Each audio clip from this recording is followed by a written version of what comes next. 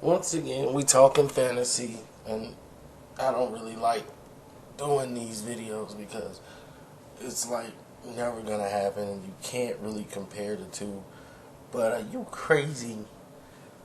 You guys are crazy. This marvelous Marvin Hagler, okay?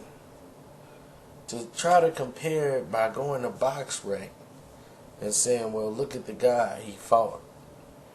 Box rec only give you a quarter of the story. Unless you really went back and saw these fighters and actually knew how good they were, there are a lot of tough fighters who had 3 losses, 4 losses back in the day. There were big camps. Boxing was huge then because it wasn't as big as the NBA was in football and baseball. They weren't as huge as they were how they are now. Matter of fact, basketball and football were the 2 lower paid sports. Boxing was ahead of them. So at that time, there were a lot of interest into boxing, a lot of sports, a lot of people trying to get in it. So it was much tougher than it is now. It's not a lot of people trying to get into boxing, okay, who were definitely talented. People who were trying to get in then were like your LeBron James now. He would have been trying to get into boxing, okay? Dwight Howard, all of those guys would have been fighters with all that athletic ability. So you don't understand the parallels of the situation you're asking, but Marvin Hagler knocked out guys who came in the ring at 190, putting them on their backs by wearing them down. Joe is great. He's a great skilled boxer. He would have tried to stay away from Hagler, but he didn't have anything on his punches that would have kept Hagler off him.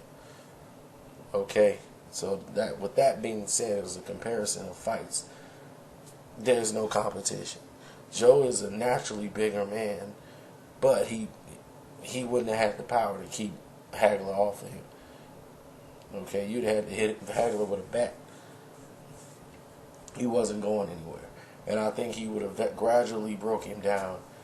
But once again, this is just crazy hypothetical because I don't even know why this is being discussed and why people are even saying Joe Calzaghe would win. You know, it's just a new age. I guess I just got to get used to that. But my gosh, man, y'all got to respect the architect, man. This is the greatest middleweight champion in the history of the sport. You know, and to disrespect him like that, man, that's just, I just think that was disrespectful. I mean, they don't even fight in each other's weight class. And to say that is just, wow.